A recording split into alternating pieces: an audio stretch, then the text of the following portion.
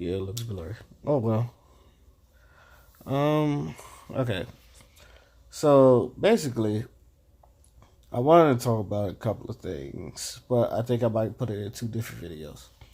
This morning, right? I was watching a video about Tommy Sotomayor and him going on to face the truth, and it was basically about this woman. She was like in her 20s. I think she wore weave so much that she had a scar in her head, and it was really damaging her head that she had to go bald. Now, when she showed up at the show, she still had weave.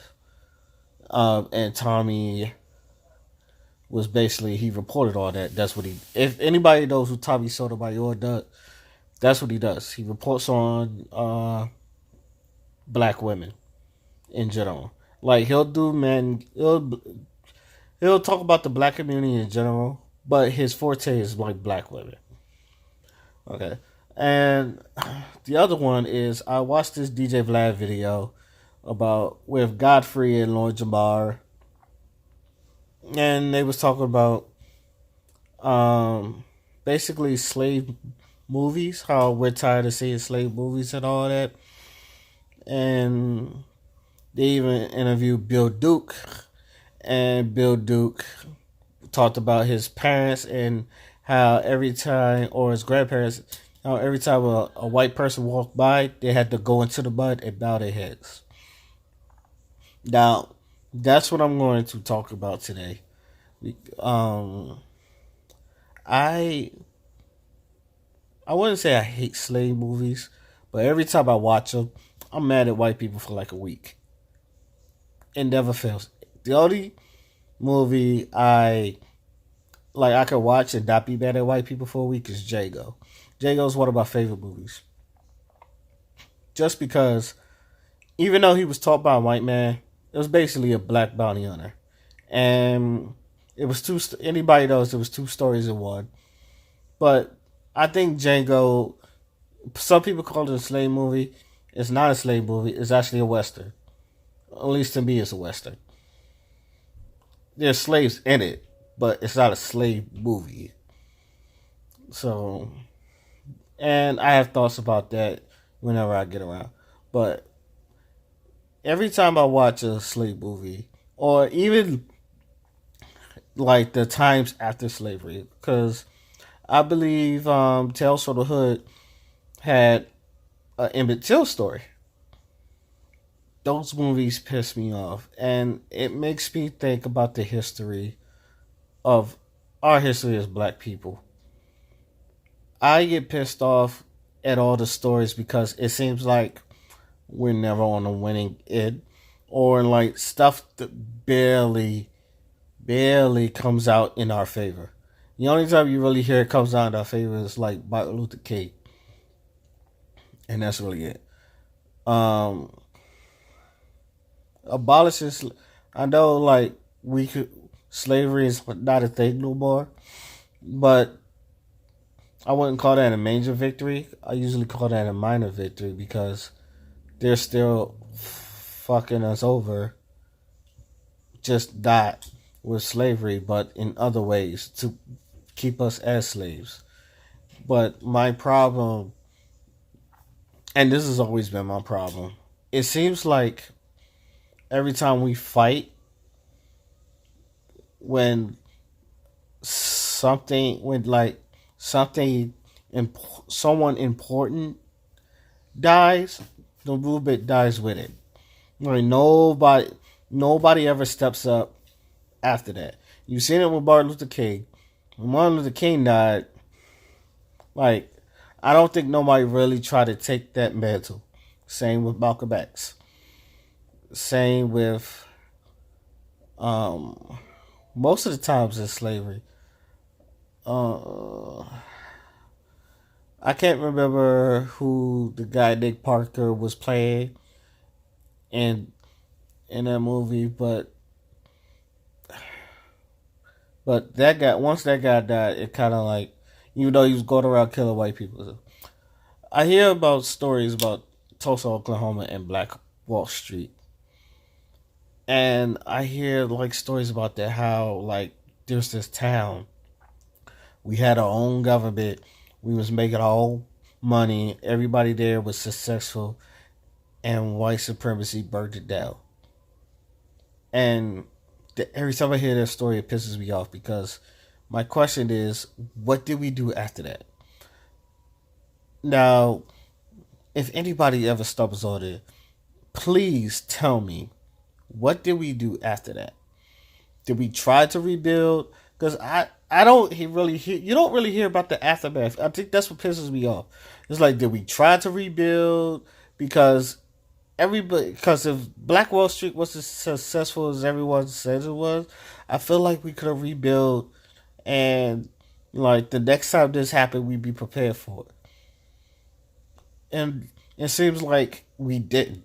We just like let them win, let them get away with it, and we just cower. I don't want to say cower away, but we just don't do nothing about it.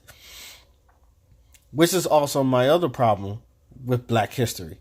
It seems like every time when we try to do something to get up on our own feet, white people takes it away from us and we do nothing. That's, to me, that's my gripe. And it seems like it repeats itself over and over and over. Even with the Black Panthers, like people kind of looked up as a terrorist, but if you know, they was a political party, and they was a great political party. They was doing great things in the hood. They was policing the police. It was, and then they killed them. And now I know they have new Black Panthers, but they don't really follow the morals of the original Black Panthers. Those are more kill whitey. Black Panthers wasn't kill whitey. Black Panthers was, we're going to police the police because obviously those police be fucking up black people in the hoods for no reason. They be looking for a reason. That's why they was there. Also, they did bring, wherever they did, they unless they was told to, they brung guns.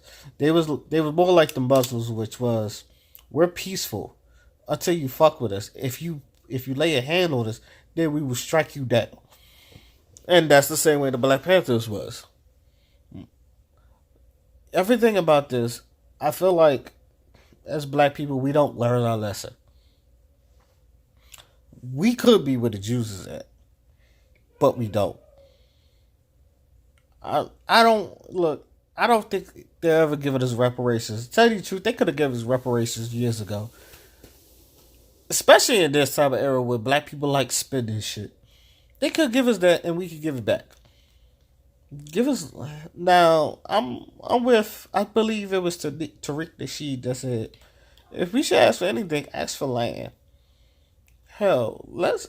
And I always said that's a good idea. We can like.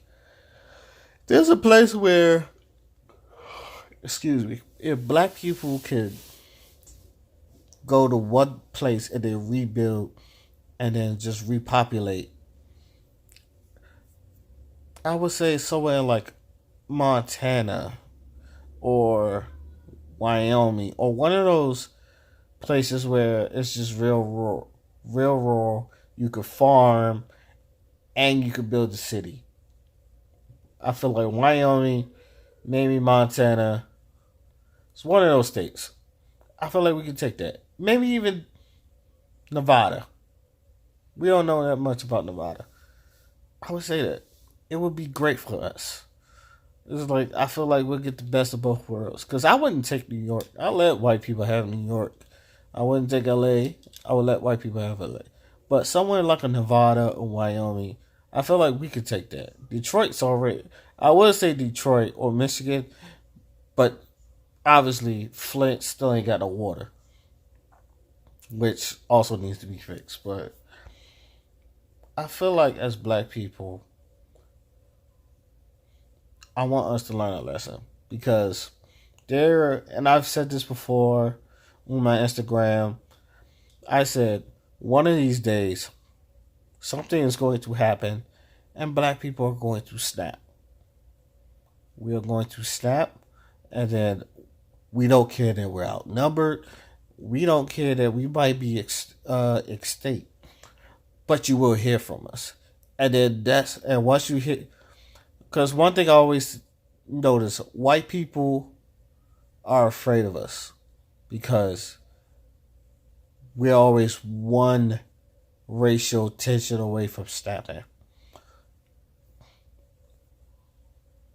They know if we snap, it's like civil war again, and I think they're aware of that.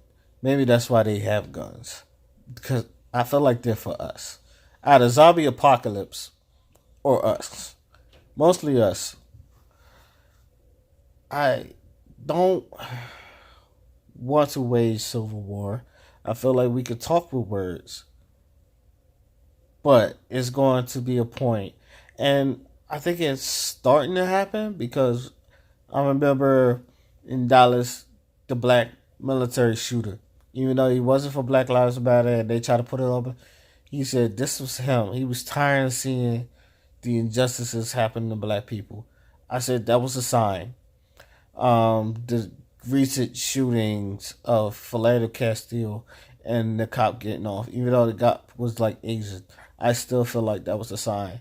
Seeing Eric Garner getting choked out, him saying I can't breathe, and they still put a lock on it, and that guy get up. I feel like these are signs. We're already pissed, but it's going to take a couple more of those where we're going to be like, fuck it. And I don't want to say kill Whitey because I'm not even on to kill Whitey, but some black dude is going to go on a white person killing spree, and y'all going to be very afraid. And that's my thoughts on that. It kind of, I don't want to say it kind of rambled, but every time I think of slavery movies, or even after the movies where everything takes off after slavery, I would say Jim Crow era, where like especially in the South where the white people would just think they're better than the black people and all that other stuff. It's like black people when they have to laugh, they go and have to find a barrel to laugh at, and that's where the term barrel of laughs come from. And it's like, why are we doing all this? And it's like, and then like the Jim Crow movies, the reason why they piss me off so much is because it's always one or two white people, right? Two or three white people. One of them has a shotgun. Why don't we have a shotgun? And they're always coming to get our people, and they deal with them. That's how they got Emmett Till. They came to his house, and he was like, "Give us the boy." He was like, "I'm not," or we'll burn your house down. They're always inciting violence, and we let them, and then we forgive them. I don't blame religion for that. I feel like we're just a forgiving race, black people in general. Some people may say it's religion. I don't think it's religion. I feel like we're just a forgiving race in general. I see that all the time. It pisses me off. It's like I made a story about it's called Black Lion, and it's about a guy that I don't want to say he goes around killing white people, but I wanted to make it where things like he was like a vigilante. Like every time where a white family tries to mess with a black family, he will come in and save the day and scare off the white people. I always thought of that as a good concept. I've written a story about that. I feel like it could be something major, but every time I see every time I see that, and then I've heard many stories about this, and I've always wondered who fought. Which one of these people fought? And then how come us black people don't come together when they're like they're gonna get our kids, and then we don't come together as a group and say, "I will kill you, white boy, if you ever take family of mine." And then I remember I had this talk, and people was like, "You don't know if you would act like that because you were that in the time, which is true. But I feel like in my bones, in my DNA, because I'm a very stubborn individual now. I feel like if I lived back then, I'd be dead because ain't no white boy is gonna take no son of mine, no child of mine, and then y'all do whatever the fuck y'all want to. The whole buck dancing and with them raping daughters and white people and all that other stuff. I feel like I'm not letting that happen. I feel like I'll probably die before I let any of that happen, or die protecting my family. That stuff just irks my nerves.